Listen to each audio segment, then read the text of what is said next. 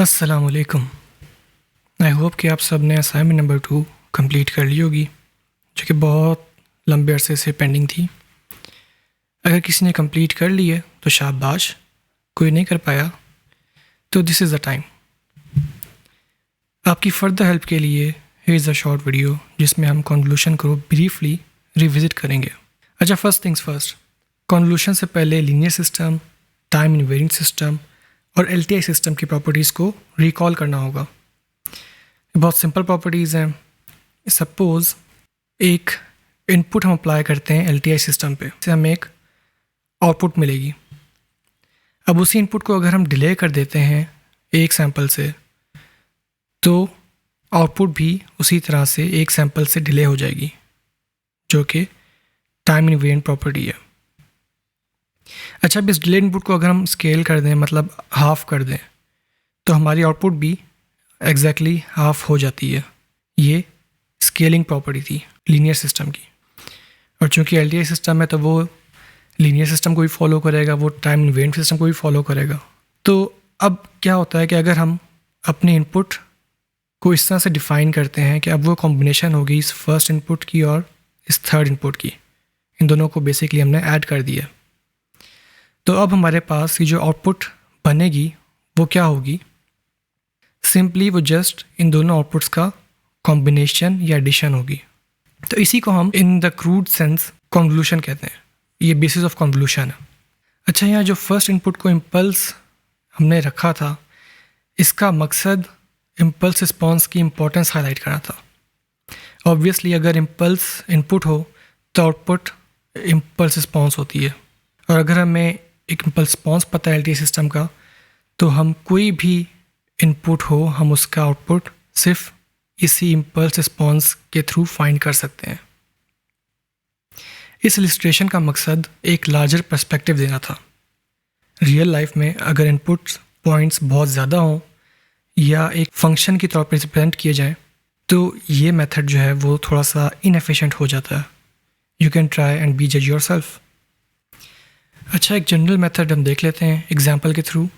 तो हमारे पास input signal एक पीस वाइज फंक्शन है जिसके 3 पार्ट्स हैं। जब t 0 से कम होगा तो ये सिग्नल 0 है, जब t 0 और 1 के बीच में होगा तो ये सिग्नल t है, मतलब एक लीनियर स्ट्रेट लाइन है। और उसके बाद जब t 1 सेकेंड से बड़ा होगा तो ये सिग्नल एक कांस्टेंट 1 एम्पलीट्यूड होगा इसका, ठीक है। और ये इनफिनाइट लॉन्ग सिग्नल है। इसी तरह से जो इम्पल्स रिस्पॉन्स है वो भी लिटिल बिट रियलिस्टिक, एक एक्सपोनेंशियली डिकेइंग फंक्शन है एक एलटीआई सिस्टम का। थोड़ा सा अनरियलिस्टिक पार्ट ये है कि यहाँ पे फ़िलहाल ये इनफाइनाइटली लॉन्ग एग्जिस्ट कर रहा है। रियलिस्टिकली इनफाइनाइट लॉन्ग यूजुअली नहीं होते इम्पल्स रिस्पॉन्सेस। तो हमने क्या करना है, हमने आउटपुट फाइंड करनी है। आउटपुट कैसे फाइंड करेंगे? हमने इस इनपुट को कन्वॉल्व कराना है विद इम्पल्स रिस्पॉन्स। इस मेथड में वेरियस स्टेप्स हैं, तो हम हर स्टेप को इन डिटेल देखेंगे और उसके बाद इन दी एंड हम कंबाइन करेंगे। स्टेप नंबर 1, हमने क्या करना है कि अपनी जो इनपुट और जो इम्पल्स रिस्पॉन्स है उसको हमने एक डमी वेरिएबल से रिप्रेजेंट करना है। क्यों? क्योंकि अगर आपको याद हो कन्वोल्यूशन के अंदर हम क्या करते हैं, हम जो एक्सप्रेशन हमारे पास हमने ड्राइव किया था, क्लास में भी देखा था, तो वो फंक्शन बन जाता है टॉ का, ठीक है। वो टी का फंक्शन नहीं है बल्कि टॉ का फंक्शन है और टॉ में ही इंटीग्रेट हो रहा है। इंटीग्रेशन के बाद हमें वो टी की फॉर्म में मिल जाएगा। तो सिंपली हमने क्या किया है कि हमने अपने जो पिछले इनपुट्स थी एक्स ऑफ टी और एच ऑफ टी, यहाँ पे हमने टी की जगह अब टॉ रिप्लेस कर दिया है। नेक्स्ट स्टेप क्या है कि हमने जो सिग्नल है, इनपुट सिग्नल है, उसको फ्लिप और शिफ्ट करा दिया। दोनों में से किसी भी एक सिग्नल के साथ हम ये काम कर सकते हैं, लेकिन depending upon the signal geometry क्या अब उसकी बन रही है। क्योंकि इसके 2 डिफरेंट सेगमेंट्स हैं, तो हमारे लिए इजी हो जाएगा कि दोनों को अलग अलग थोड़ा सा एवेलुएट कर लें। एनीवेज, इसको हमने फ्लिप कराया और अब शिफ्ट कराएंगे। शिफ्ट कैसे कराएंगे? टी की डिफरेंट वैल्यूज़ पे ये सिग्नल डिफरेंटली स्लाइड करेगा। टी को हम इंक्रीज़ करेंगे तो ये सिग्नल राइट साइड में मूव करेगा, टी को हम डिक्रीज़ करेंगे तो ये सिग्नल लेफ़्ट साइड में मूव करेगा। ये बिल्कुल अपोजिट है। अगर नॉर्मली हम सिग्नल में टी को इंक्रीज़ कर रहे होते, डिक्रीज़ कर रहे होते तो अदर वे अराउंड होता है, लेकिन क्योंकि ये फ्लिप सिग्नल है तो यहाँ पे टी को हम इंक्रीज़ करेंगे तो ये ऑटोमेटिकली राइट साइड पे मूव करेगा। टी को डिक्रीज़ करेंगे तो ये लेफ़्ट साइड पे मूव करेगा। एक्स ऑफ टॉ था, उसकी जगह हमने टी माइनस टॉ रिप्लेस कर दिया, फ्लिप और शिफ्ट करा दिया। तो यहाँ पे जहाँ जहाँ भी टॉ था उसकी बजाय टी माइनस टॉ आ गया, यहाँ भी टॉ था टी माइनस टॉ आ गया, टी माइनस टॉ, टी माइनस टॉ। अब क्योंकि ये फंक्शन है टॉ का, तो इट्स बेटर कि हम इसको जो ये रेंजेस हैं, जो इंटरवल्स हैं, इसको हम इन टर्म्स ऑफ टॉ लिखें। तो हमने इसको सिंपली रीअरेंज कर लिया, जो कि आप बाद में वेरीफाई इसको कर सकते हैं। इसको हमने in terms of tau rearrange कर लिया, ठीक है। अच्छा, कोई इस स्टेप में अगर स्ट्रगल कर रहा है, किसी को समझ नहीं आ रही कि ये कैसे हुआ, क्यों हुआ, तो आई वुड सजेस्ट कि आप ये ट्रांसफॉर्मेशन ऑफ इंडिपेंडेंट वेरिएबल उसको आप ज़रूर दोबारा से इन डिटेल देखें, दोबारा से उस पर उसकी प्रैक्टिस करें, उसके बाद फिर इस स्टेप पे आ जाए। अच्छा, स्टेप 3 में हमने क्या करना है कि हमने जो ओवरलैपिंग रीजन्स हैं उनको हमने फाइंड करना है, किस किस तरह के ओवरलैप्स होंगे, क्या होगा। तो पहले हम ओवरलैपिंग रीजन्स फाइंड कर लेते हैं, उसके बाद हम बाद में एवैल्यूएशन कर लेंगे। तो पहला तो बहुत आसान है कि हमने देखना है कि ओवरलैप कहाँ पे नहीं आ रहा। तो अगर हम टी को सपोज़ टी नेगेटिव में कोई एक नंबर था जो कि बहुत बड़ा नेगेटिव नंबर था, उसको हम आहिस्ता आहिस्ता टूवर्ड ज़ीरो लेके आते हैं। तो जब तक टी ज़ीरो नहीं होगा हमारे पास कोई ओवरलैप नहीं है, ठीक है। तो टी लेस देन ज़ीरो पे कोई भी ओवरलैप नहीं है, इसको हम कहते हैं रीजन 1। अब टी को हमने बढ़ाया, इतना बढ़ाया कि वो अब 0 से बड़ा है और 1 से छोटा है, ठीक है। 0 1 के बीच में टी कोई भी वैल्यू रख सकता है। अच्छा, ये हमने दो सेगमेंट्स को दो कलर्स में डिवाइड कर दिया और हम इसको रेड सेगमेंट और ब्लू सेगमेंट कह रहे हैं, क्योंकि दो अलग अलग पीसीस थे ये एक फंक्शन के, पीस वाइज फंक्शन है, दो अलग अलग सेगमेंट्स हैं। तो हमने इसको अलग अलग कलर्स से रिप्रेजेंट करिए ताकि एक्सप्लेनेशन में आसानी हो। तो अगर टी 0 और 1 के बीच में रहेगा तो हम ये देख सकते हैं कि ये जो रेड सेगमेंट है ये हमेशा पार्शली ओवरलैप करेगा। इसको हम रीजन 2 डिफाइन कर देते हैं। और अब ये जो टी है वो 1 से ग्रेटर हो गया। इन दैट केस क्या होगा कि हमारा जो रेड सेगमेंट है ये कंप्लीट ओवरलैप कर रहा होगा इन दिस सिनेरियो, क्योंकि ये इनपुट सिग्नल इन्फिनिटली लॉन्ग है। तो जो ब्लू सेगमेंट है ये कभी भी कंप्लीट ओवरलैप नहीं करेगा, बल्कि हमेशा ये पार्शियल ओवरलैप करेगा। इसको हम कहते हैं रीजन नंबर 3। अब हमने क्या करना है कि हमने हर रीजन के लिए आउटपुट्स को कंप्यूट करना है। तो रीजन नंबर 1 पे आ जाते हैं। इसके ऊपर अगर हम देखें आउटपुट क्या मिलेगी, तो क्योंकि ओवरलैप हो ही नहीं रहा तो जो इंटीग्रेशन थी उसका प्रोडक्ट हमें वैसे ही 0 मिलेगा, तो वो करने की ज़रूरत ही नहीं है।